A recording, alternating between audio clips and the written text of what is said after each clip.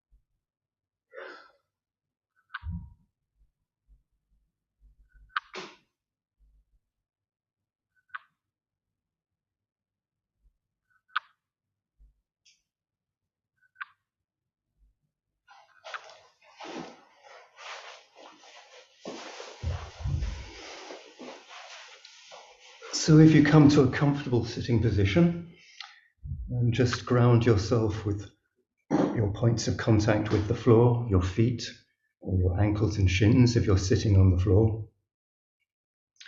And we'll begin in our usual way with the dedication of offerings.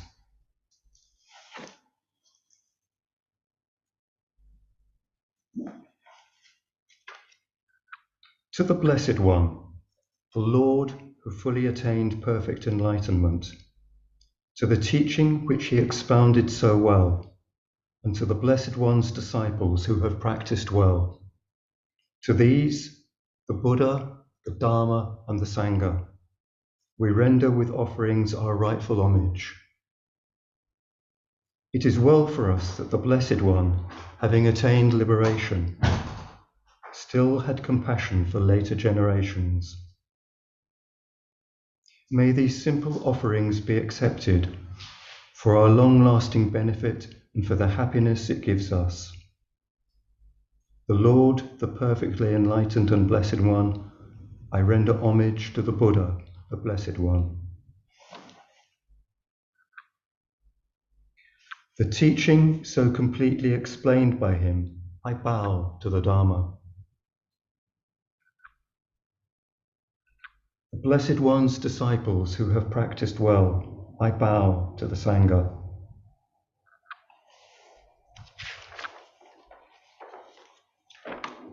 Recollection of the Buddha. A good word of the Blessed One's reputation has spread as follows. He, the Blessed One, is indeed the Pure One, perfectly enlightened one. He is impeccable in conduct and understanding, the accomplished one, the knower of the worlds. He trains perfectly those who wish to be trained. He is teacher of gods and humans. He is awake and holy. The supreme praise of the Buddha. The Buddha, the truly worthy one, endowed with such excellent qualities, whose being is composed of purity, transcendental wisdom and compassion, who has enlightened the wise like the sun awakening the lotus. I bow my head to that peaceful chief of conquerors. The Buddha, who is the safe, secure refuge of all beings, as the first object of recollection, I venerate him with bowed head. I am indeed the Buddha's servant. The Buddha is my Lord and guide. The Buddha is sorrow's destroyer, who bestows blessings on me. To the Buddha I dedicate this body and life. And in devotion I will walk the Buddha's path of awakening. For me there is no other refuge. The Buddha is my excellent refuge. By the utterance of this truth may I grow in the Master's way. By my devotion to the Buddha and the blessings of this practice, by its power may all obstacles be overcome.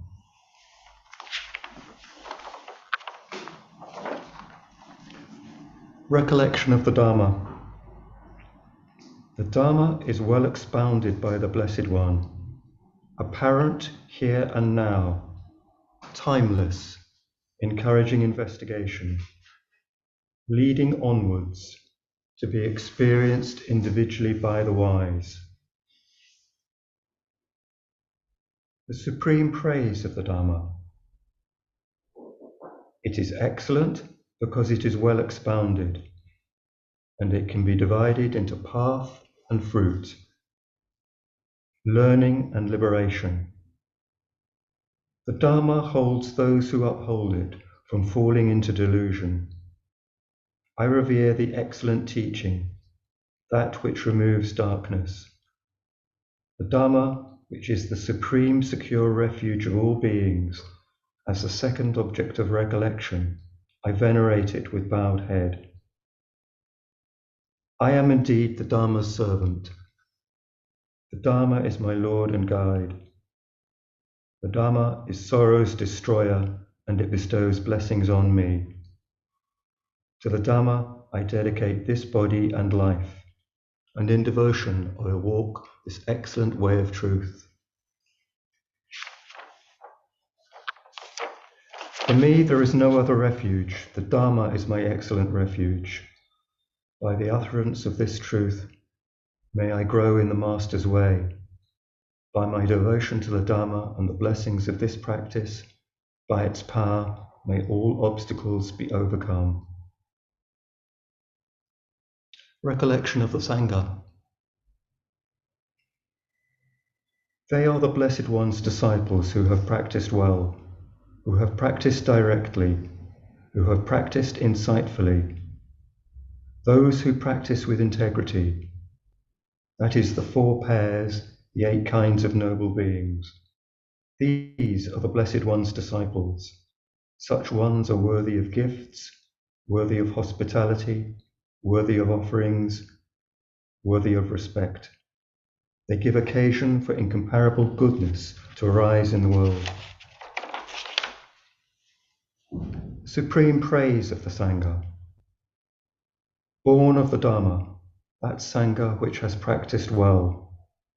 The field of the Sangha formed of 8 kinds of noble beings, guided in body and mind by excellent morality and virtue. I revere that assembly of noble beings, perfected in purity.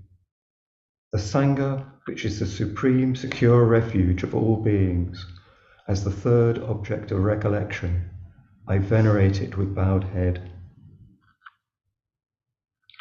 I am indeed the Sangha's servant. The Sangha is my Lord and guide.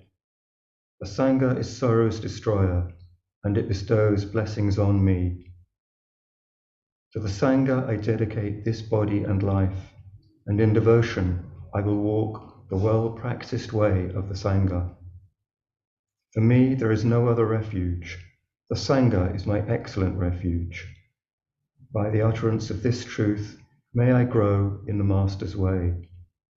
By my devotion to the Sangha and the blessings of this practice, by its power, may all obstacles be overcome.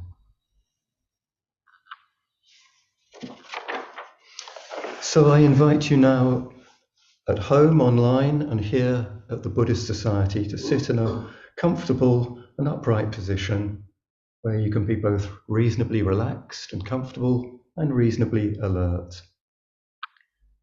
And as we did just a few moments ago, just bring your attention down to the soles of your feet, if you're sitting on a chair, or to the points of contact with the floor if you're sitting on a cushion. And just allow your attention to drop.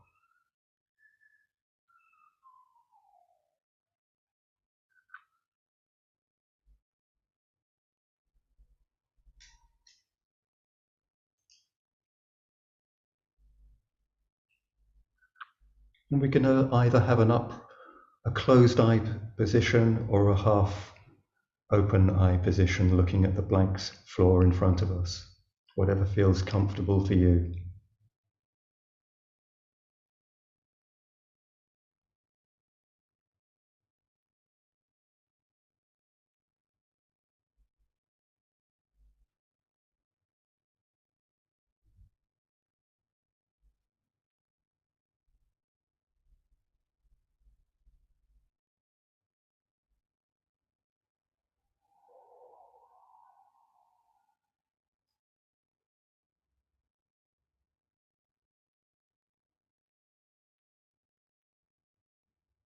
And we'll sit for about 25 minutes.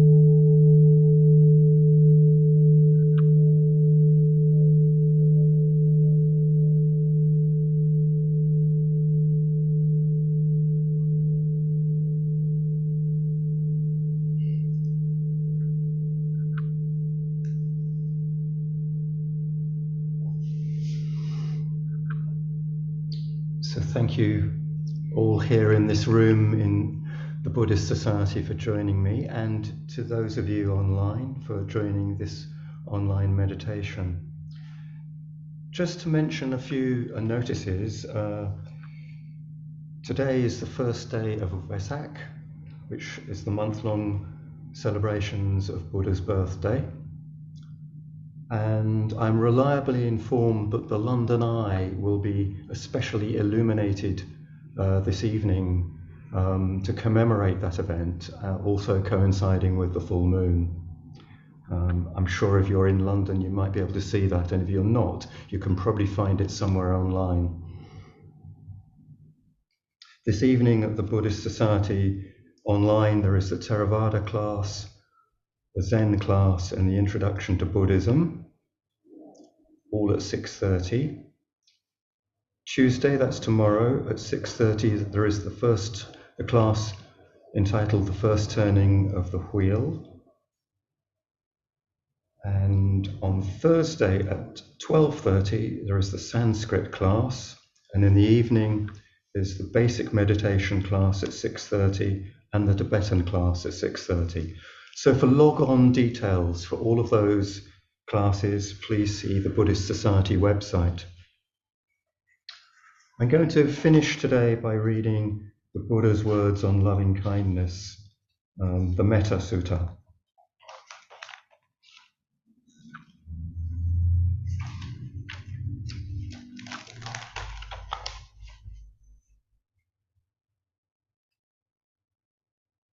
The Buddha's words on loving kindness. This is what should be done by one who is skilled in goodness and who knows the path of peace. Let them be able and upright, straightforward and gentle in speech, humble and not conceited, contented and easily satisfied, unburdened with duties and frugal in their ways, peaceful and calm and wise and skillful, not proud and demanding in nature. Let them not do the slightest thing that the wise would later reprove. Wishing, in gladness and in safety, may all beings be at ease. Whatever living beings there may be, whether they are weak or strong, omitting none, the great or the mighty, medium, short or small,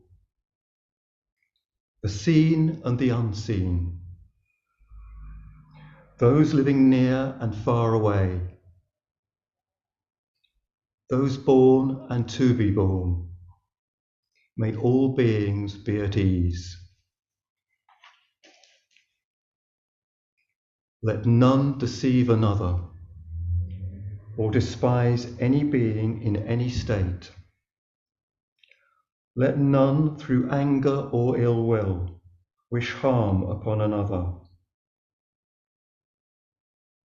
Even as a mother protects with her life her child, her only child, so with a boundless heart should one cherish all living beings, radiating kindness over the entire world, spreading upwards to the skies and downwards to the depths, outwards and unbounded, freed from hatred and ill will, whether standing or walking, seated or lying down, free from drowsiness. One should sustain this recollection. This is said to be the sublime abiding. By not holding to fixed views, the pure-hearted one, having clarity of vision, being freed from all sense desires, is not born again into this world.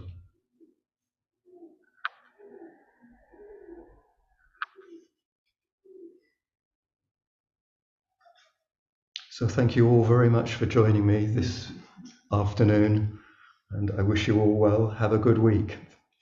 You too.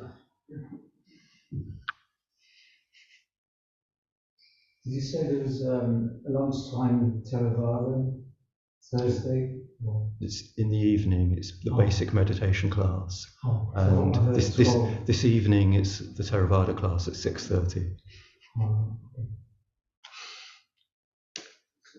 Goodbye, everyone. Bye bye.